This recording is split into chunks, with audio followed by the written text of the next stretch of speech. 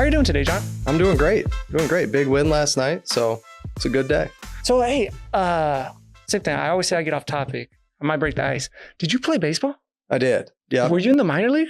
Yes. So I played in the New York Mets and San Diego Padres organizations for 4 or 5 years. I can't remember, but played every level of minor league ball from rookie ball to AAA, and a combination of injuries and lack of talent. Obviously, you can't outrun it all forever. But I mean, that's always a joke with my wife now. I met her after I was done playing baseball, and I think I've had 16 surgeries. I'm 42 years old. I've had 16 surgeries, and many of them are baseball related, most of them. And she always gives me a hard time. She's like, you keep telling me you were an athlete one day, and all I got is this broken sack of bones sitting here. So she always gives me a hard time there. But yeah, I was a 3-sport athlete all the way through high school. Played college baseball, professional baseball, and really, my love growing up as a kid was basketball. Then got into high school and it was all about football. And really didn't fall in love with baseball, honestly, till probably my second, third year of college, when I was trying to figure it out. So yeah, it was an interesting journey, but it took me on a lot of different roads. I've lived all over the country because of it. So, it's nice to know at 25 years old, what parts of the country you're willing to live in the rest of your life. And more importantly, what parts of the country you're not. So, man, okay, I might, because this was actually going to be like more of the athletics, like the director stuff for USD, but I want to backtrack because I'm starting to geek out. So I don't talk about it too much. I'm a baseball fan. I'm actually a big baseball fan. My family plays and I played. I never reached that level, but I think it's like the only sport I understand. Surprisingly, people think like they'll go to me and they say, they'll talk about like a soccer game. Surprisingly, I don't know. I don't know anything about soccer. It's actually my bad too. Yeah. I feel like also in my family, it's a baseball thing. And then the other side, it's soccer. And I kind of feel a little embarrassed. But speaking on the baseball thing, like I saw a video. There's a video on YouTube. It's super blurred out. Did you like, I don't want to say the word, but like, did you like truck someone? Like a catcher? Yes. Yeah. So I know what video you're talking about now. So I was in Lake Elsinore. And so I was that was high A with the San Diego Padres, and that one video, it was late in the season, and the rules were different back then. Yeah. But the catcher was up the line and in the base path. I ran him over. He was a big catcher. So it was kind of one of those where we both felt it. And I think in the video, you actually see me like crawl to the plate because I didn't know if he dropped it or not. And we both kind of looked at each other and laughed. And, it was within the confines of the play. And I didn't go out of my way to do it. And, but yeah, I mean, I was, especially in professional baseball, I was never the most talented guy. I hit every spot in the lineup in my career except for fourth. So 1, 2, 3, 5, 6, 7, 8, 9. I was do the right things, move guys over, make the play that comes to you, play different positions, that type of player, and embrace that role. And then obviously just kind of with a play hard mentality and, get dirty, do the things that a lot of players just don't want to do. And so running into a catcher was never something I was going to shy away from. Yeah. How do you, because you keep saying that, you weren't like talented on it, but you reached the minor leagues. I don't know, maybe I'm looking through my eyes. Like I'll see, like, I remember in high school or like friends, I think if, they want to reach, for example, like the college level or something at the minor league level, they never reach it, but you reached it. Yeah. But how did that work? Like, yeah, how did that start? It's, my career was interesting. I went to the University of Minnesota out of high school. And after 2 years there, I loved everything about being there, loved the team. I lived in the baseball house and loved my roommates. But I think I had 6 at bats my redshirt freshman year. So 2 years I'd played in 3 games. I always joke, I'm the record holder for, batting average, anyone who's had a minimum of 5 at bats, because I was 5 for 6. That's good. But yeah, it's always kind of a running joke. But I ended up transferring to Division II, kind of candidly. I mean, the coach told me he didn't think I was good enough to play there, and So before all this portal world and everything we live in today with college athletics, very much kind of convinced myself I wasn't that good and went to a Division II. And before I did that, I went and played in a college summer league down in Arizona.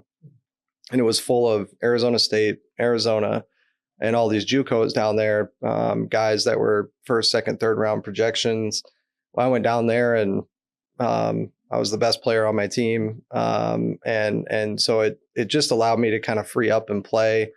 And also just kind of like, all right, something's not right about all of this. And so actually had a couple offers to stay down in Arizona and play either JUCO or Division I baseball, and just stuck to my commitment to Concordia because they were the one school that said, you're going to play shortstop and you're going to hit third. And so I took that. That's what mattered the most to me.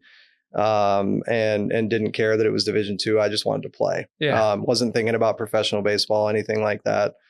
And then, I ended up going to Concordia, and it was one of those years, had a great year. But a lucky year too, right? Everything fell in. I think I ended up hitting 450 or 460 that year, which was just silly.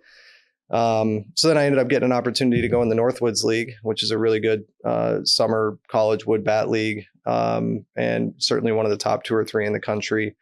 And went there, and then ended up being the MVP of that team. And that's almost all Division I guys. I had guys from LSU in our league. I had 4 guys from Minnesota, funny enough, my former teammates that were on that team. So it was a lot of fun. That was probably the most fun I ever had playing baseball. And I think too, playing at that elite level and doing really well. Not only did that kind of cement my confidence in what I can be in this sport, but also then I go back to Concordia, and all of a sudden letters start showing up from all the professional teams. And so the whole world changed. So I got into very serious mode, worked out a lot. Concordia St. Paul, the Division II I went to, especially at that time, we didn't have resources to even have like formal scheduled team lifts or anything like that. So I started getting in the weight room on my own, lost 20 pounds, and then ended up signing with the Mets after the next year, and kind of went from there and just took my shot, and I was gonna do it until they ripped the jersey off my back, and that's kind of what happened. And I think more just kind of tongue in cheek of I know I was a good baseball player, Yeah. but if you look at just straight talent, I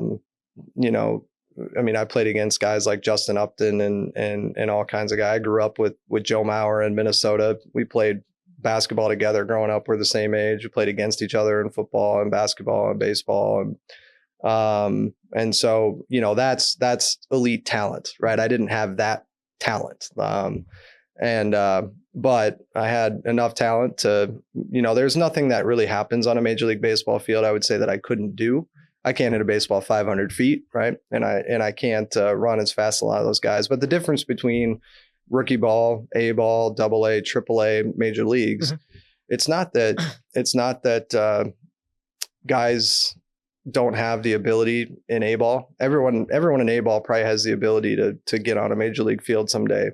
It's about consistency and your ability to do it day in and day out and every day. I mean, that's the noticeable difference. Or pitching, it's the ability to hit your spot within an inch more than half the time, or whatever it is. And if you're an A ball, kids might be able to throw 99, but they got no idea where it's going. And so that's a lot of the separation you see in professional baseball, is just the day in, day out consistency of doing certain things. And then and that's really what separates you. And they always equate it to your ability, if you can't slow the game down, right? Every time you go up a level, the game seems fast. Usually it slows down within a week or two. If you can't slow it down, that's when you're kind of maxed out. And I think with that, again, the combination of injuries and trying to come back from them, I got hit in the face with a fastball and bananaed my nose completely, and I had a blowout fracture in my right orbit floor. So I had a plate in my face for a good 15 years. Just got it out a year or two ago. So it's, those things, and then trying to come back from some of those things. I was terrible when I came back. I couldn't get comfortable again. pretty much afraid of the ball. And that's not a good way to play baseball. So, so it was just, like I said, they were always going to have to rip the jersey off my back. And that's exactly what happened. But you had the experience but you did like it, right? I loved it. It was amazing. amazing. It was a grind. You always look back and we all do this, right? I always look back and wish I would have enjoyed it more, let myself enjoy it more. But you put so much pressure on yourself that you're just constantly grinding. And it's not that you're not having fun. But professional baseball is very different than college and high school because it isn't about winning first in the minor leagues, right? It's about player development. If they've invested in a prospect, they're going to get more opportunities to develop, even if you're outperforming them. Because it's just like you would any other financial investment. If I got $1 million over here and $1,000 over here, how well is the $1,000 investment going to have to do before I take all this $1 million and put it over into this bucket, right? It's going to have to perform very consistently and much, much better over time. And I had a manager in A-ball explain it to me that way once. And honestly, that was the first time it all made sense. And when you just put money on it, it makes sense. And certainly in professional sports, but even in college now, it's a business. It's financially driven and we have to invest dollars accordingly. And that's certainly how professional baseball works. No, yeah, that makes sense. Have you noticed like throughout your years how, well, for example, we'll talk about baseball, how the sport has been changing? Because I remember I think it was with,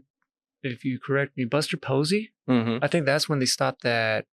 The plowing rule. Yeah, yep. I remember that. Yep. And then it was just recently, like a few years ago. I think this year I just barely noticed because I'm from Texas. I say this every episode. I'm from Texas. Usually I'm a Rangers fan until they start losing. Yeah. The one time they win, I'm in South Dakota. So like, what happened there? And then, the funny thing too, there was that year I was in high school. The Rangers went back to back, the World Series. They just went, but they lost. Yeah. I think that was the first time I cried for the game. Yeah. So besides that, I won't get into that. But it's just the rule that they got now with there's the times, there's a clock. And because before, I think baseball, well, like in the US, baseball would have been like the only sport that doesn't have a clock or a time. Yeah. And now at first I saw the changes and I was like kind of hesitant because I'm like, well, traditionally that's how it is. But I guess they just want a faster pace. But I don't know. What do you think about that stuff? I love it. Actually, I think baseball needed it. I think, I think there's plenty of room for the traditionalists still in what's going on. But it needed to modernize its operation. If you don't have something moving quickly now, you're seeing the same type of debate really spur in the PGA Tour now. Like I love professional golf. I watch college and NFL football and PGA Tour golf, right? Like those are the things I watch the most on TV other than USD athletics. Obviously I watch everything we do. But those are really the things that drive me. Well, PGA Tour now is just getting torn apart for pace of play because it's too slow and you're going to start to lose audiences, especially I guess maybe call it 50 and under. And it's not good for the game. So I'm fully supportive of the things they've done in baseball. I think eliminating the plow rule, they've done some things with, even with slide rules into bases on double plays in particular. While I love taking guys out, it's, and I was a middle infielder primarily. So I was always the guy getting taken out too. And as long as it wasn't dirty, I never had an issue with it. But so much today, you kind of compare it to the NFL. You look at the battery in baseball, up the middle, catcher, pitcher, shortstop, second base, center field. You got a lot of money in those positions, right? Yeah. So you need your stars on the field. A lot of those stars are in center field, at shortstop, behind the plate, pitching certainly. And so you're going to put rules in that keep them on the field because that's why people buy tickets. That's why people tune in. And I think the world's become, we're all loyal to our teams and our brands still. But the storytelling, knowing the players, you mentioned you had Grace Larkins on here. Like the more we can right now for women's basketball and in this new world, it's as much about selling Grace Larkins to get people to engage and everyone else on that team as it is about selling the brand and the institution and the loyalty to the South Dakota. And that's a new thing, in athletics in general. But you look at the NBA's done that really well. The NFL's done that extremely well. Baseball, hockey have been a little slow to it. And they're certainly starting to do things differently. Yeah, they're trying to do the adaptation and change. Some people might not like it. Now I do like it. Did you you mentioned the PGA? Did you see last week or 2 weeks ago that there was like kind of this indoor type of thing? What is it, TGR? Yeah. Did you, or what did you think about that? It's interesting. I did not see the most recent one, but I heard even some changes they've made within the first month already have made it immensely better. I love the concept. I think it brings in a different audience. Certainly creates a way for a different audience to start playing the game too.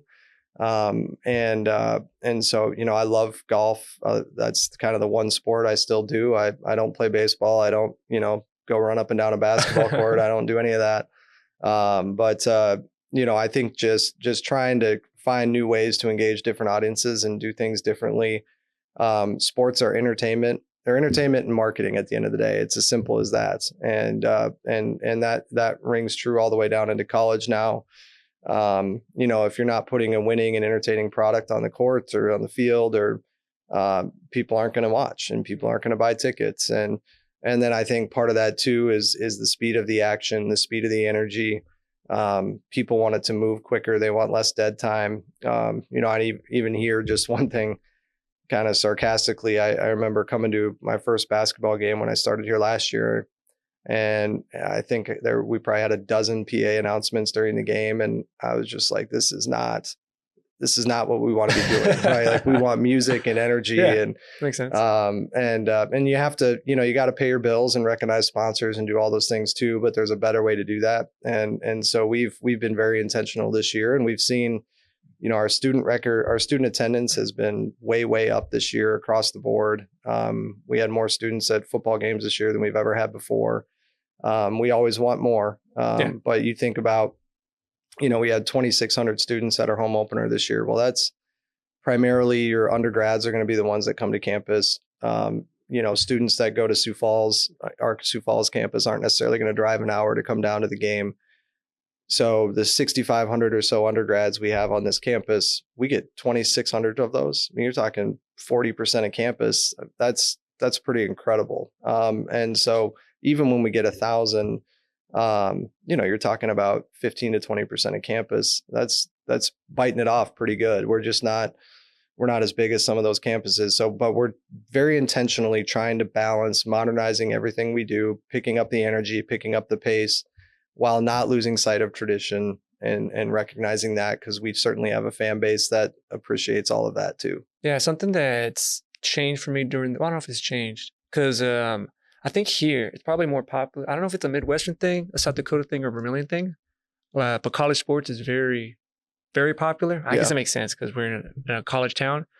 Because down south, it's, there's like TCU, UT, or Texas, Oklahoma. But I never seen a college game. It was always, go to the Ranger Stadium, or I've been to the Cowboy Stadium. And then we went here. We came here during COVID, so I think stuff was a little weird. But after that, everything opened up. And I think the first time, because I work at USD, and I got the ticket offer, and I was like, well, let's go to a football game. And I had the bet because at first I didn't want to go, because I was like, it's college, like we've been to a high school game, like how big of a difference is it's not NFL. We went, and I was completely wrong. Like, first of all, like the seats, like I don't know how they work, but first of all, the stadium. First time I've been to the stadium, and for me, it looks nice. It's really, really cool. Myra's my wife, so she's from Mexico. It was the first time she's introduced to football. I guess they call it American football. So I have to explain like the rules and everything. And we're up there like in the front. I forgot what section. And then it's cool because you're up front. Usually, like I can't get seats, or like in a professional game, I can't get seats like that up or that close, especially if it was like an NFL game. And then you could hear like tackles, like it's intense, and they actually throw the ball. That's what always annoyed me about. Maybe it depends on high schools. They never when I saw people playing, they never threw the ball. They just ran it. And I was surprised. I remember calling I swear, like when we went to that first game, I video chatted my dad because we always complained about going to football games. So like, they never throw the ball. Yeah. And I'm showing them like, hey, they're throwing the ball. Yeah. And it was, I don't know, like that stuff was really, really cool. So we started heading there, I think it was 2 years every game. Then last year we started hitting up some games, and this year, same thing, some games. And that was the only sport we went to. And then we heard about the basketball game. Funny enough, so Grace Larkins, so she goes to our church, and we're in a community group. And I think I told her, I didn't know like who she was. Yeah. Because I heard people like, I thought they were joking about like, hey, you know, this is this basketball star. I was like, does she play basketball? I know she's tall, taller than me. And then funny enough, like when we went to a basketball game for the first time, it was Russell from Core Trust. He had extra tickets. So we went to I guess it's called the Core Trust Club. Yeah. Yep. That blew my mind. Yeah. Because I've never been there. Like I've just never been there. Yeah. And my daughter loves it. Now she's like into it. And I was like, that's Grace. I was like, oh, she plays. Yeah. Oh, yeah. Yeah. And apparently she's like one of like the best players. When I talked to her, she's like, oh, you know, I'm okay. I'm like, oh, snap. I'm like right next to you talking. I didn't even know that. And then now this year I got Sean Smith, who's playing, or he's one of the coaches. Yeah. I'm like, oh, well, now I got this guy. I'm talking with him. So for me, and then like, you know, you play, for me, you went up there. So it's kind of cool. Like in this town, like I get to talk to, for me, it's like, hey, I'm talking like these like pro athletes and this and that. So I don't know. That's just me. That's how I feel. I really like all this stuff. Yeah, no, and I think, I think you're right. I think there's, I think the talent level here at the University of South Dakota in schools like us, I think most people, when they come in for the first time, have the same reaction. It's more, hey, I see Alabama play on TV, but we can't be anything remotely like that. And don't get me wrong, like we're not, right? But having said that, it's a much higher level of competition than people think. It's very much Division I competition. Yeah. You look at our football program, and we've certainly established ourselves as hopefully a perennial top 5 program, a national champion contender. But then you look at kind of us. Certainly North Dakota State, South Dakota State, North Dakota, the 2 Montana schools, Idaho, and you got other programs like Tarleton State and UC Davis and Sacramento State that are all kind of establishing ourselves as the upper echelon of this. Any one of those 8 to 10 programs, within reason, eliminate the top maybe 30, 40, 50 programs in the country that have just 10 times the funding we do and all those types of things. I promise you, we know we're going to go and be the underdogs and when we go play Iowa State and other things like that. But I don't think there's any level of intimidation. When we played Wisconsin this year, the expectation was to win, not to keep it close. Yeah. And the guys were every bit as disappointed in that loss as they were when we lost to South Dakota State and as they were when we lost to Montana State. I mean, it's, these guys believe on any given day we can compete with anyone and win. And one, you have to build your program to that, right? Where you're not just lying to yourself. You have to have kind of the physical talent on the field or on the court to do that. And we've certainly done that in football. You even look at men's basketball, the improvement year over year, not just in record, but just on the physical talent, athleticism on the court, the size. We're much better. Our league is much better, I think, this year, which is great. Omaha, who we beat last night, is a phenomenal team, and they look completely different than they did a year ago. And so the rosters can turn over a lot quicker now. But whether you're talking about those sports that people buy tickets to, volleyball, it's an exceptionally fast sport. The girls hit the ball harder than you would think, and then, but you go down to track. I mean, we have the top pole vaulters in the country. We have sprinters that are in the top 20, hurdlers that are in that competition level. But all the way now, softball, tennis. I was watching tennis practice yesterday, and we are not a well-funded tennis program necessarily, right? And this is a tough place to recruit in that sport. but you still watch these girls compete and hit the ball and even practice. Like it's a level that just don't see very often, and the way they hit it. And so I think and you can only really see that when you come to a game, right? It's hard to pick that up on TV. Certainly not going to pick it up on the radio. But coming in and seeing it, you really see and feel the speed of the game. And then hopefully we have a good in-game product to go with it. And, but they're a lot of fun to watch, and the kids compete and they work their asses off. And, it's just really fun, and it's a much higher level than people think. Yeah. John, this is what I'm telling people, and you guys aren't sponsoring me. I would like a sponsor, but it's not fine. And I'm not saying this because I live and I work, here at USD, but like, for example, like the men's basketball, I think it was it 2 years ago when the first game I went to, like, I didn't know what I was expecting. Like, for me, it's my fault for being ignorant. I didn't know how the level is. And then I'm watching them because I've been to a Mavericks game once, and I'm watching them. Hey, they for me, they play similar. Like, they're dunking. Yeah. It's very fast paced. I'm looking at the roster because I always grab, and we're looking like, hey, look, these guys are like, they're tall. They're also like big. Like, these guys are monsters. They're training. And then the volleyball, I guess in the fall that just passed, we went to the first volleyball game because I heard about this. I heard that it was really good, and I was like, well, let's just go to one. Like, why not? It looks like they play a few more games, so we went to one. First time I see second time I see volleyball in my life. First time I seen it like a high school. But these girls play like insane. Yeah. Well, in my eyes, I liked it, and I'm telling my parents, like, you guys got to come up here because after I told them about the football, I think a few years ago we brought them to the football game. It was either homecoming, the D-Day. I don't know if it was D-Days or not. It was probably D-Days or before that, but yeah, even like my dad, who's kind of hard to impress on sports, he even liked it. He was like, hey, they play pretty good. Yeah. So that I don't know. That's what I see, especially like when the women's basketball, they play. For me, they play fast. Yeah. Well, I don't know if I'm comparing because I don't know how to play basketball, but it's really cool. And I don't know, now I got to check track, or now I got to check the golf or tennis. Because even like my daughter, because she wasn't, now she's more into sports. Now I think I put her in whatever she wants, softball, soccer. She talks to Grace, so she's really admired. She's like, I want to do basketball. I want to be like Grace. And she says, I want to go to USD and play basketball. But she says, and now she's like, I don't want to go to SDSU. I hate it. I'm like, do you even know how the rivalry? Yeah. That stuff is insane. Yeah. But you guys play. I like the program. It's funny.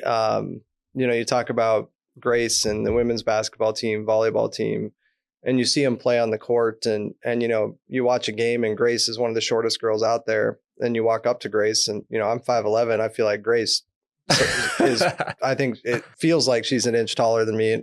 We're probably looking eye to eye, and then you see her get on the court, and you think she's tall, even as a guard, right? And she gets out there and she's not. And so then the number of six plus footers walking around campus and is pretty crazy, certainly in this department. I feel pretty short as a former baseball player walking around here. But yeah, I mean, the level of competition is phenomenal across the board. And, like I said before, these kids put so much into it. And while many of them come here with professional aspirations, it's Division I school. And, most of them, like in all schools, most of them won't go pro. So in all this crazy world, we're not losing sight of what's important in the academics and graduating our kids. Having said that, even in football, I think the last several years, we're putting 5, 6, 7, 8 guys in NFL camps, and usually 1 to 3 guys are sticking on NFL rosters each year now. And that's a credit to Coach Nielsen and what he built, and now Travis taking that over. And I think that's part of, you talk about Leanne, a volleyball coach. I mean, Leanne to me is as good or better than any coach in the country. She has opportunities every single year to leave. But she chooses to stay here. She's built this, and takes a lot of pride in it, loves the community, loves everything about USD. And I think, when you have that right blend of person, and it's not always going to work that way, because there's always a bigger paycheck than USD. We all know that. But you have someone like Leanne who believes in what we're doing, believes in this place, has seen harder times, seen the ups and the downs, and sticks with it. And Travis, even our head coach, who hasn't coached a week yet as the head coach, and certainly hasn't coached a game yet as a head coach, um, you know, he had at least 4 job offers this year. One of them was to be a head coach. He turned that down, and that was before he knew by then he was going to be our next head coach, but he didn't know when. He was willing to stick that out. And then he's had at least 1 or 2 offers into the 7 figures, because that's what they can pay DCs at the top level now. He wants to be here. He wants to be a head coach. He's been part of this process and this turnaround and this build. And I think the culmination of that is to try to win a national championship. And I think both just Travis and himself and wanting to be a head coach, but also kind of finishing Bob's legacy. And that's kind of the one thing left to do, right? Yeah. And I love that Coach Nielsen got to walk off on a Valley championship. And if you're winning a Valley championship, you're automatically competing, have the ability to compete for a national championship.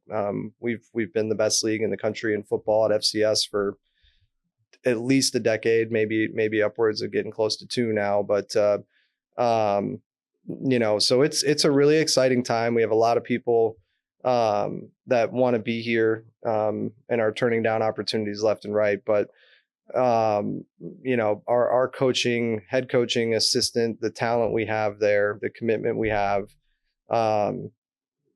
is second to none. I mean, it's and I know at times people get upset that, we turn coaches over because they take bigger, better jobs. And I mean, that's the nature of any business. You're going to lose talent all the time, and you do everything you can within the resources you have to keep them.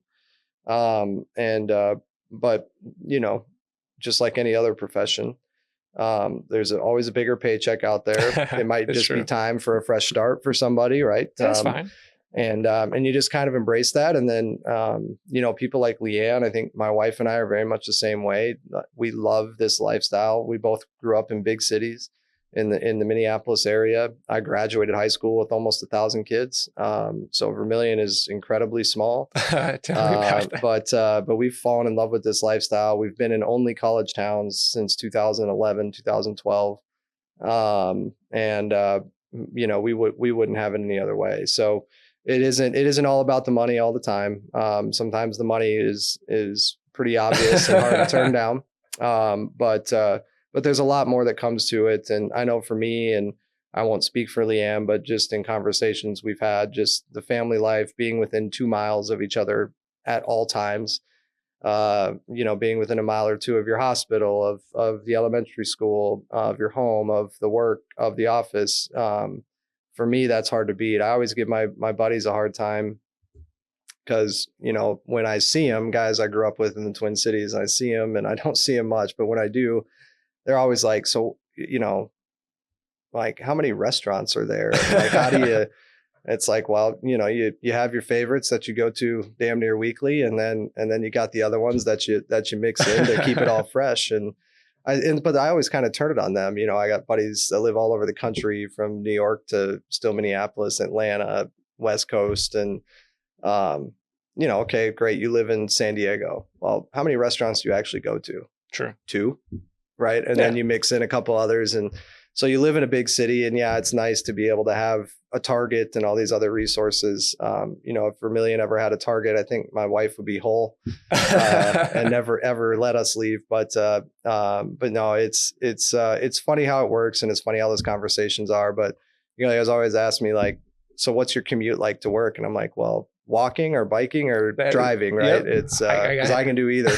I can do any of them. So, I drove my golf cart to work a couple times last year when it was new. I was like, hey, it's brand new. I love this thing. I'm going to drive it in. And it didn't take me more than 7 minutes to get here. So, it's funny to talk to him about that. And then, I certainly always jab him every now and then. I'll send him a text right during rush hour when it's a safe bet to sit in traffic. And, I've been able to do 6 different things since you left the office and you're still not at home yet. So, it's the give and takes of all of that. But I'll tell you what, if I never saw a stoplight again in my life, I'd be okay with that. So I completely understand. Oh, I do want to ask for speaking of the USD football, with the rivalry with SDSU like that week, like what's it like with y'all? Like, are you and the other athletic director like butting heads or doing this? Like, what goes on? I actually, Justin Sell, the AD, I mean, we talk a lot, very professional, very friendly. I have a ton of respect for him and what he's built up there. So very respectful, very cordial. We're not necessarily meeting in Sioux Falls once a week and going to bars and having a beer together. Having said that, when there would be, every time we're around each other, we're happy to have a beer together and talk. And there's a lot of things, just we're both part of the South Dakota state system, right? So we're both part of our institutions and all the great things and challenges that come with our institutions. We're all part of that. And then tie that into the South Dakota state system. And then now the NCAA and conference, so we work very, very strategically and thoughtfully together on a lot of those things. So the rivalry doesn't really necessarily exist between ADs and administrators. Having said that, when we're playing them, and kind of between the lines and in the competition aspect, we want to beat each other's brains out and then shake hands at the end of it. And I brought my 9-year-old son up to that game because I wanted him to see it and feel it. Sure enough, there were 3 different groups of SDSU fans that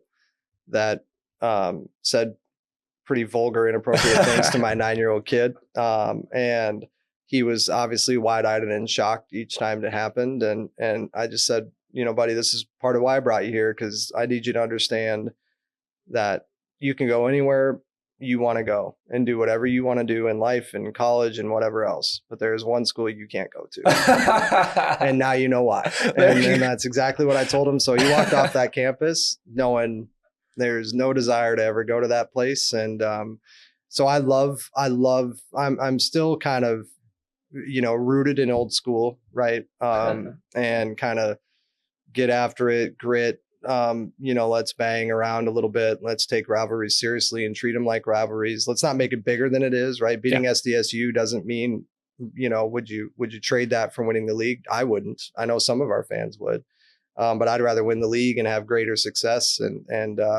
But the energy with those rivalries, you never want it to get contentious, but you want it to be intense. And I think that's a pretty good balance with us in SDSU right now. And so I like where it is. I think we're always trying to find ways to make it better. But you just never want it to be where you're getting into the, a little chippiness is okay, but you don't want it to cross a certain line.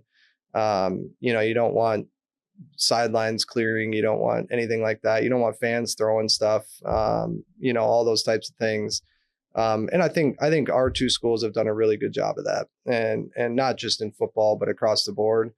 And then I think the other side of that, like for it to be a true rivalry, we need to win, right? And it can't just be a rivalry and be 1-9 against them. So, we've got work to do to close that gap, and certainly those games are more competitive across the board. But especially in the sports that people buy tickets to see, that's where you want to pick up those wins, and we'll continue to push at that. I like the patience you have when you're talking about your 9-year-old kid, so my daughter's also 9, and in my mind I would have been like, say it back to them, but no. I'm telling you, I'm probably like a bad parent on that. Yeah. One thing I do, man, because we went to like the same thing though, women's basketball at SDSU. I like going to those. It's fun. Yeah. Same thing. It's I think they said back in the day it used to be like really, really intense and fights. Yeah, absolutely. I've heard a lot of stories. Yeah. A lot of dead rabbits being thrown out. I think up there, a lot of coyote parts, or so, it was pretty intense, and things today that honestly you just couldn't fathom. It'd be an immediate ejection, but I think we're kind of universally,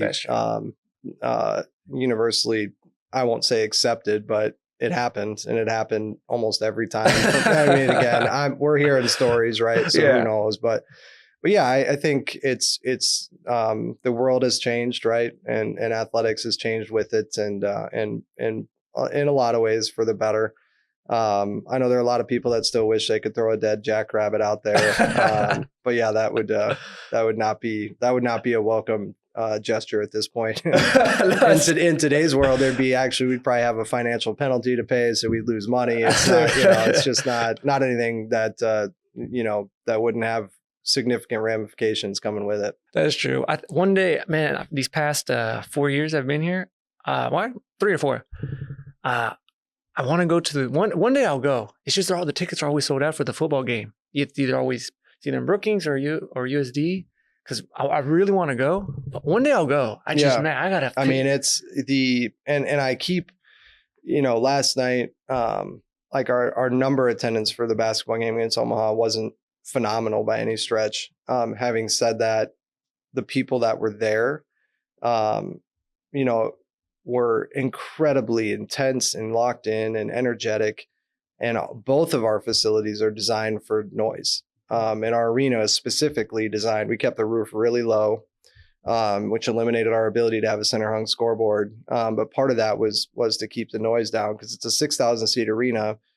But we know even if we're rolling, right, even in year one, we didn't average 3,000. So it wasn't built to be full every game. I mean, I'd love to dream of that scenario, but when you're in a town like Vermillion, that's a hard thing to pull off in a 6,000 seat arena. But even when it has 1,500, 2,000, 3,000 people in it, it sounds full. And when the crowd's engaged, and part of being engaged is certainly your in-game production and things you're doing, music you're playing, those types of things. But more primarily, it's about winning and having competitive games. And we do surveys all the time with fan interests, and we always ask, why do you choose to come to games or not?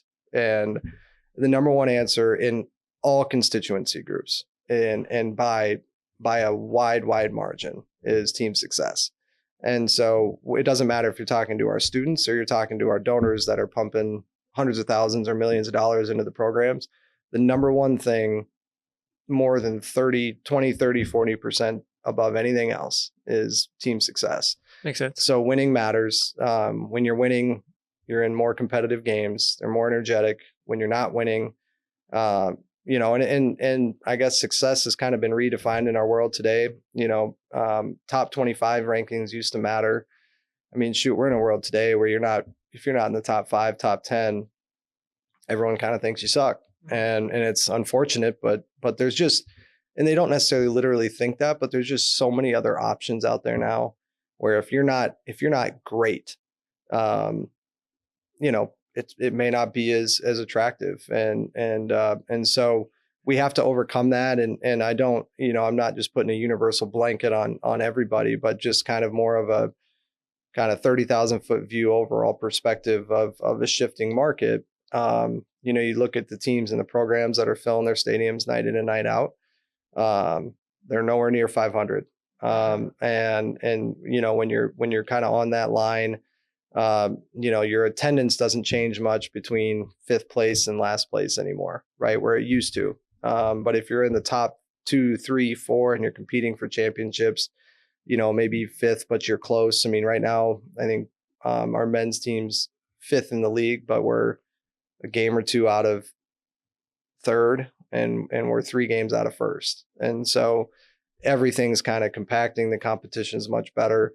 And that makes it really exciting come tournament time, because I think on any given night, we can all beat each other, and it's not like a 1 out of 10 shot. And so that's good competition. That's what you want in a conference. And hopefully that level of excitement, and then you win those games, then hopefully that brings the same crowd back, but then they're bringing a friend, and you just try to build on that. And so the men have been great at home this year.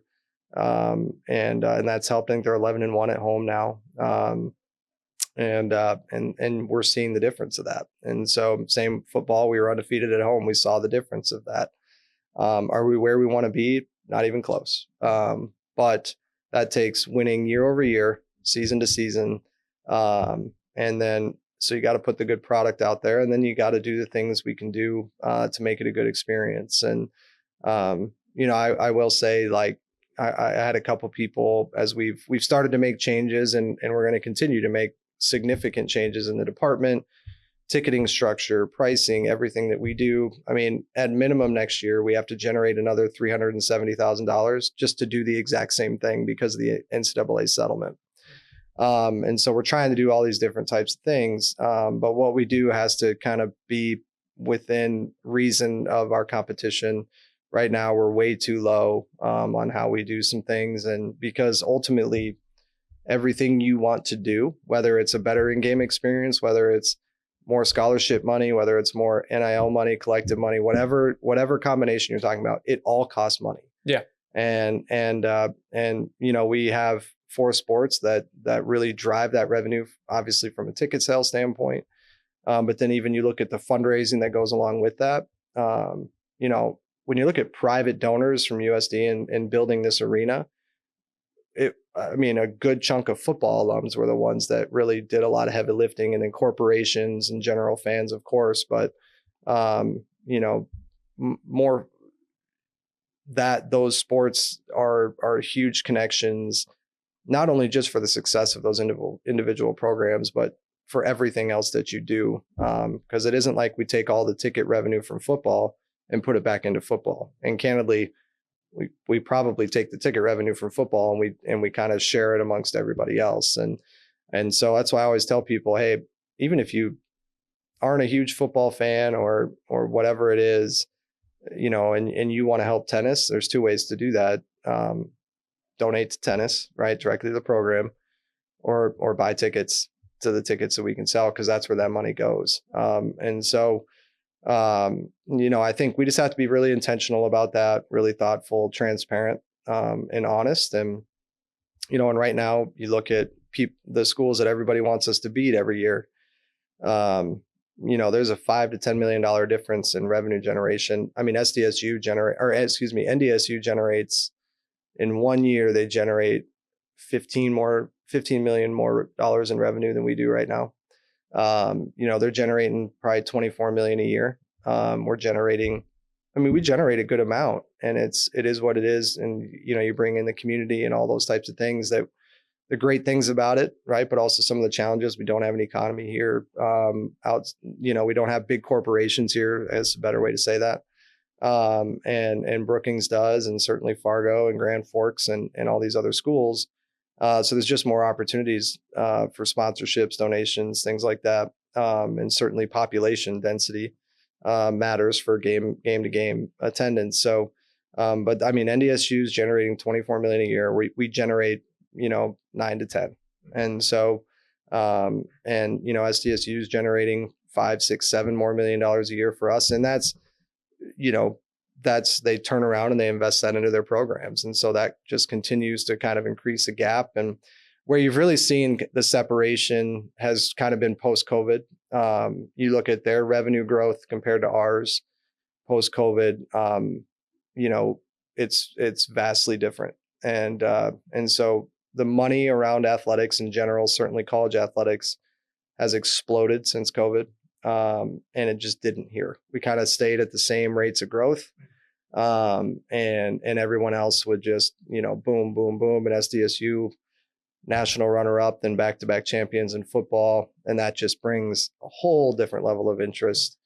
Obviously NDSU has built a dynasty, and UND's got a great thing, but they're hockey first, right? So that's the unique thing about them compared to the rest of us. But so yeah, I mean, it's just, and we have a great president. President Gestring is phenomenal and supportive.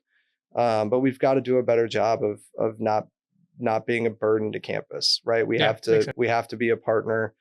If they're going to give us X amount of money and we can only generate X amount of money, we've got to reset our budget according to that, not according to what we want to happen, not according to what we think can happen. It's according to what we know we have. And that's not unique to USD. But I think we've probably always budgeted a little bit more aspirationally than in reality. And you do that year in and year out and you keep coming up short.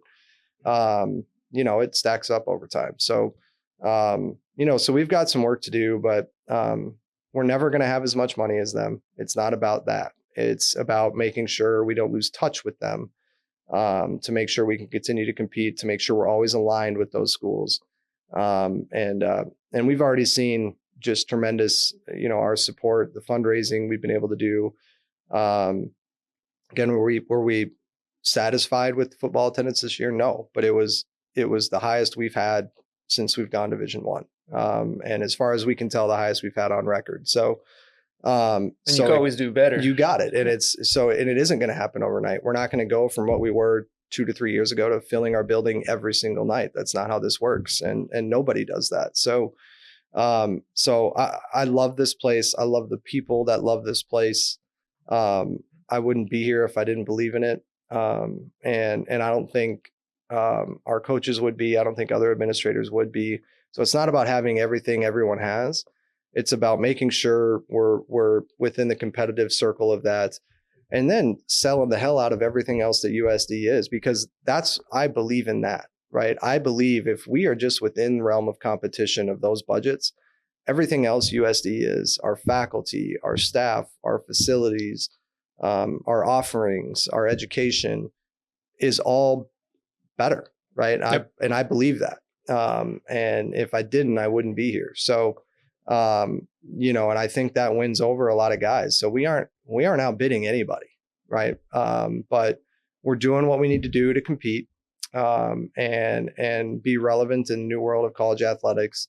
But certainly, the onus on football, basketball, and volleyball is huge. Yeah. And the success that goes with that is huge, and it matters. Yep, I agree. I totally agree. And there's a lot of stuff I want to talk about, but we're running out of time. This is the last thing. This one's more personal, because, and this is why I also want to apologize, because before, years ago, I would have been seeing, like, for example, like, the USD president or directors or my professor, all these people. I'm like, wow, these guys are, for me, I'm looking at y'all, I'm like, you guys are up here. You guys have like the best job. I want that job. Then I started talking to a bunch of them, and I know like all the work and all the stress. And now I'm like, okay, I kind of don't want the job.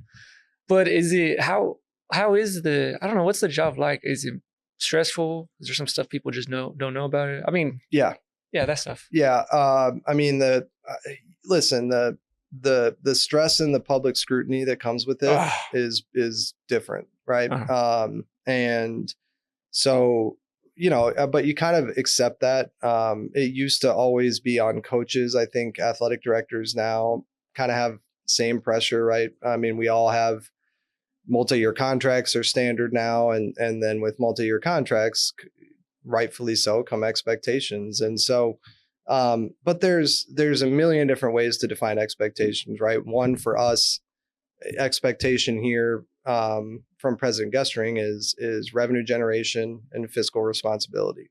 And so, and that's, walking into elements of that, but then I think kind of rebuilding a strategy on how to fix some certain things, and make sure what we're doing is within our means, and we're constantly pushing and growing. So there's that pressure and those expectations, right? So if I do those things great, and maybe we're not winning as much in some areas of competition in the meantime, then that's up to your boss and the board of regents to decide if that's good enough. But ultimately, yeah, if we're not winning and winning enough in those, in particular in those 4 sports, the sports that sell tickets, I can't outrun that. That's going to catch up with me at some point, and you kind of just accept that's what you're walking into. And so, you can feel like you're doing everything right, and you probably are. But if you're not winning, and ultimately it's my job to hire head coaches that I believe can put winners out there and recruit and do that with whatever their resources are. If we're not winning at the end of the day, that runs its course at some point. Right. And so I think that added pressure, comes with it. We're certainly insulated from some of it in Vermillion, and living here and being part of the community. I think, I'm certainly a guy that, I think because of the job, naturally it kind of pushes you to your family, and because when times get tough, right, it gets really loud, and so you tighten your circle a lot. But I also, certainly when it's a little bit warmer out, I'm definitely not a cold weather guy. My wife is, I am not. But when it's nice out, I'm out on the golf course, I'm walking downtown, we're eating out all the time, and engaging with anyone and everyone all the time. And so, and that's one of the things we love about this, is there's a little insulation there. Having said that,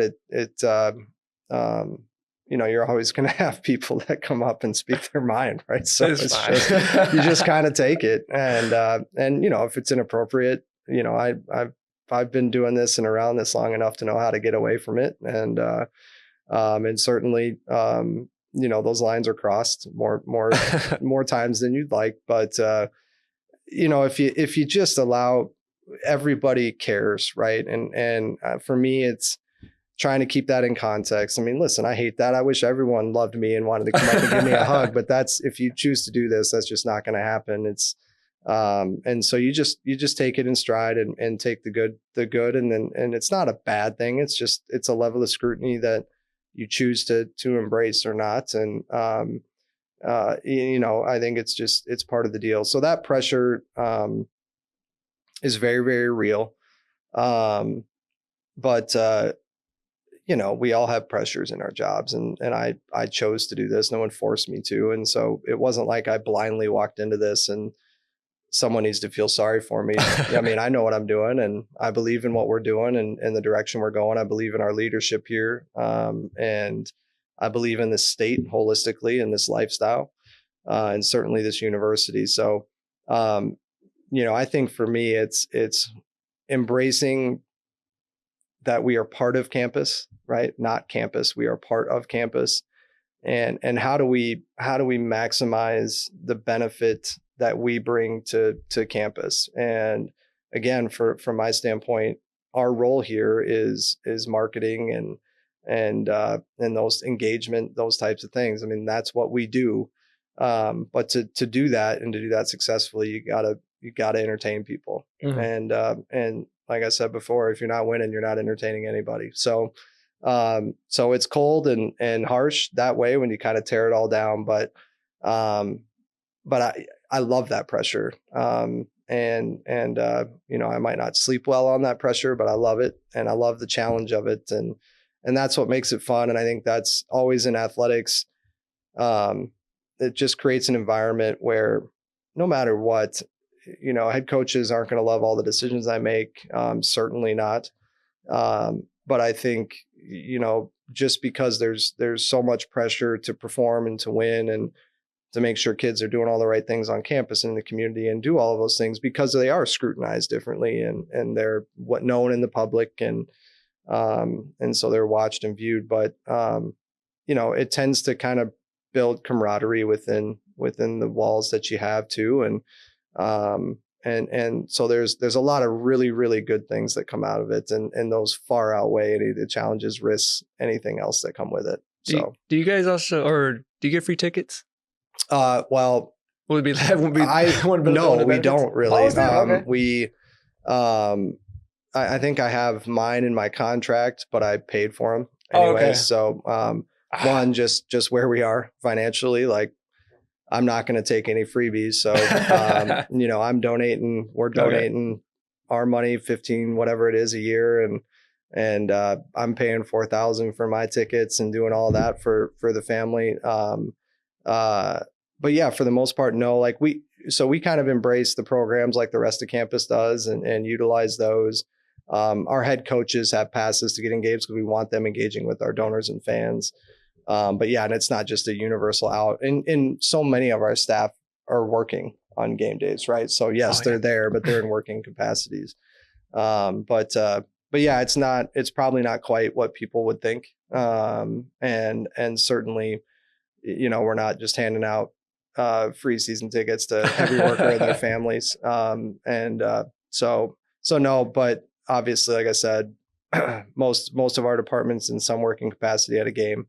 And then our coaches and others that wouldn't have a working capacity, have the same opportunities that the rest of campus would through the president's offer and things like that. So usually they can get in without an issue. So, but yeah, it's, you know, it's a fun place to be. It's a crazy world we live in right now in college athletics and in general, let's be honest.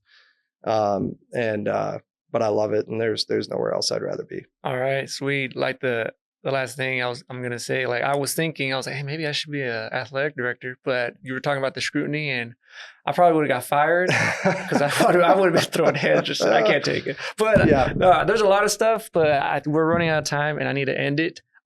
Is there any last things or anything you want to give out? No, man, it's all good. I'm happy to do this with you, and hopefully it kind of brings a different audience in for us, and just encourage everyone to get to a game. And you know, everything you've been talking about, I think people that do come have that same reaction, and hopefully that'll lead to them coming back. But certainly appreciate you and appreciate everyone out there listening. Sweet. All right. Thanks, man. Yeah. Thank you.